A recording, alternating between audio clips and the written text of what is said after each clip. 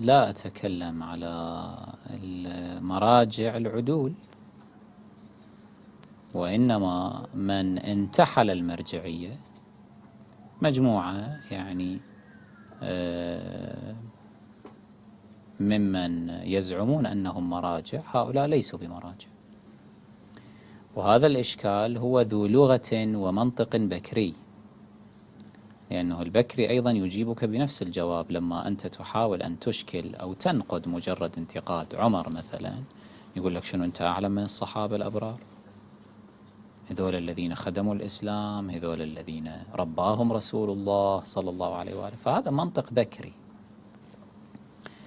نحن لا نتكلم على مراجع التقليد العظام العدول الذين اجتمعت فيهم الشرائط وهم محل احترامنا وتقديرنا، إن كنا نختلف مع بعضهم في بعض الآراء فهذه عادة اختلافات اجتهادية معروفة في دوائر الحوزات العلمية ويعني الأوساط العلمية بشكل طبيعي.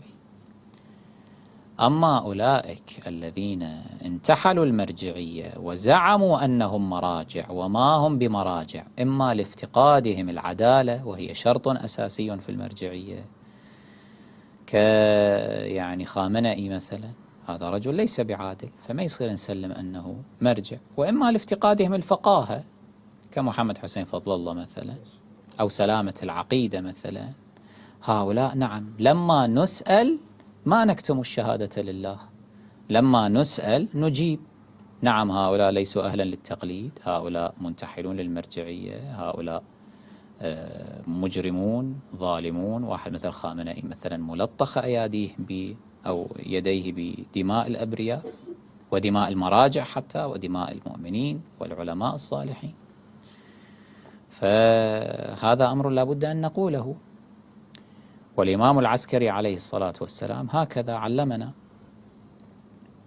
الحديث الشريف يقول عن الإمام العسكري صلوات الله عليه: ما مضمونه؟ أما من كان من الفقهاء صائنا لنفسه حافظا لدينه مخالفا لهواه مطيعا لأمر مولاه فللعوام أن يقلدوه، وذلك لا يكون إلا بعض فقهاء الشيعة لا كلهم. فأنت عليك أن تميز الفقيه الحقيقي العادل الشرعي عن الفقيه المنافق أو من ينتحل الفقاهة والمرجعية وهو منحرف العقيدة بتري عرفاني أمثال هؤلاء حواسم ما أدري منه. هواية طالعين هالأيام يقولون إحنا مراجع. لا، أنتم روحوا، هاي أكثر من مرة هاي نؤكد، أنتم دائما تمسكوا بالمراجع العدول المعروفين في الحوزات العلمية، وعلى رأسهم المراجع في قم المقدسة والنجف الأشرف كالسيد الشيرازي والشيخ الوحيد الخراساني والسيد تقي القمي والسيد الروحاني والسيد السستاني والسيد محمد سعيد الحكيم، الشيخ الفياض، الشيخ بشير النجفي. هذول مراجع معتبرين معروفين سليمي العقيدة، الإنسان يطمئن تجاههم.